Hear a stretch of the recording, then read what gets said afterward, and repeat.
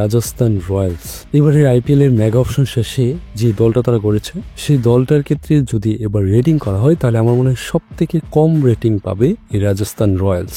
এর আগে প্রতিবারই তারা ভালো টিম করেছে, 10-এ 7-8 পাওয়ার মতো দল করেছে, কিন্তু এইবার তারা যে দলটা করছে সেটা হচ্ছে একবারে 10-এ 6 কিংবা 7 পাওয়ার মতো একটা দল করেছে। 6, 6.5, 7 না, এত নিম্নমানের একটা দল করেছে রাজস্থান রয়্যালস। এবার তাদের স্কোয়াডে 20 জন খেলোয়াড় রেখেছেন, ভারতীয় রেখেছেন 16 জন, বিদেশি রেখেছেন 6 জন, এবং তারা ধরে রেখেছেন জয়সওয়াল, সঞ্জু স্যামসন, ধ্রুব জুরেল, রিয়ান পরাগ, শিমরং হেটমায়ার, সন্দীপ শর্মা। তাই ধরে রাখা যে খেলোয়াড়গুলো আছেন এগুলো নিয়ে কোনো সন্দেহ নেই, তারা নিঃসন্দেহে ভালো খেলোয়াড়। এরপর তারা নিলাম থেকে যে খেলোয়াড়দেরকে নিয়েছেন আপনারা অলরেডি স্ক্রিনে সেই খেলোয়াড়দের নাম দেখতে পাচ্ছেন।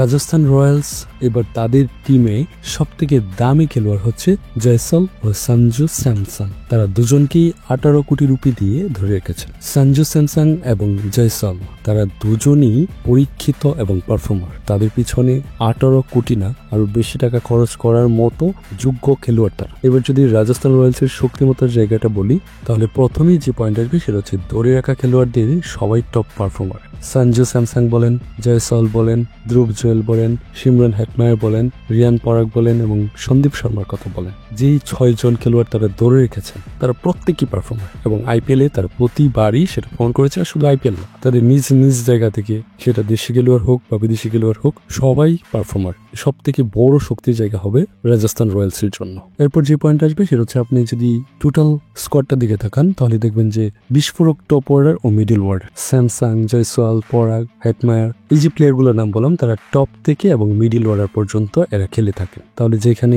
জয়সওয়ালের মতো খেলোয়াড় আছে, স্যামসাং এর মতো, পরাগের মতো, হেটমায়ারের মতো খেলোয়াড় আছেন, তাহলে নিঃসন্দেহে আপনার টপ অর্ডার এবং মিডল অর্ডারটা সেফ থাকবে। যে কোনো দলের জন্য তারা বিধ্বংসী বিস্ফোরক হয়ে উঠবে, এটা নিঃসন্দেহে বলা যায়। তো এটা তাদের জন্য একটা বিশাল শক্তির জায়গা। এই দুইটা পয়েন্ট ছাড়া রাজস্থানের এইবারের স্কোয়াডে আর কোনো শক্তিমত্তার জায়গা আমি দেখছি না। না আছে পেসারে, না আছে স্পিনে, কি বলবেন আপনি? এরকম দল এবারে আইপিএলে আর হয়নি। যাই হোক, এবার যদি তাদের দুর্বলতার জায়গাটা যদি বলি তাহলে তাদের অনেক দুর্বলতার জায়গা আছে। প্রথমেই যেটা বলবো সেটা হচ্ছে স্পিন আক্রমণে বিদেশি নির্ভর।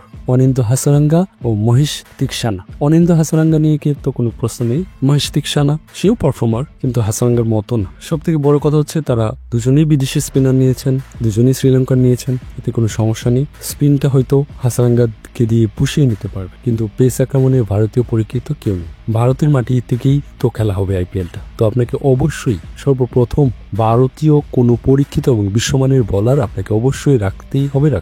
তাহলেই না আপনার টিমটা শক্তিশালী হবে। তো সেক্ষেত্রে আপনার ভারতীয় ওইরকম কোনো পরীক্ষিত বলার নেই, এটা একটা বিশাল দুর্বলতার জায়গা আমি মনে করছি। এছাড়াও ফিনিশিং এ আছে ঘাটতি। তাদের টপ এবং মিডিল অর্ডার খুবই ভালো হলেও তাদের ফিনিশিং এ কেউ নেই। এরকম আরো অনেক দুর্বলতার জায়গা আছে যেটা অবশ্যই এবারে আইপিএলে রাজস্থান রয়্যালসকে ভোগাবে। কিন্তু আপাত দৃষ্টিতে রাজস্থান রয়্যালসের কিন্তু দুর্বলতাটাই দেখা যাচ্ছে। এর আগে উপরে যে টিমগুলোর কথা বললাম তাদের তো দেখেছেন, রয়্যাল চ্যালেঞ্জার বেঙ্গালুরু বলেন, মুম্বাই বলেন, গুজরাট বলেন, কলকাতা বলেন, তারা যেরকম টিম করেছে সেই তুলনায় কিন্তু অনেক পিছিয়ে আছে রাজস্থান রয়্যালস।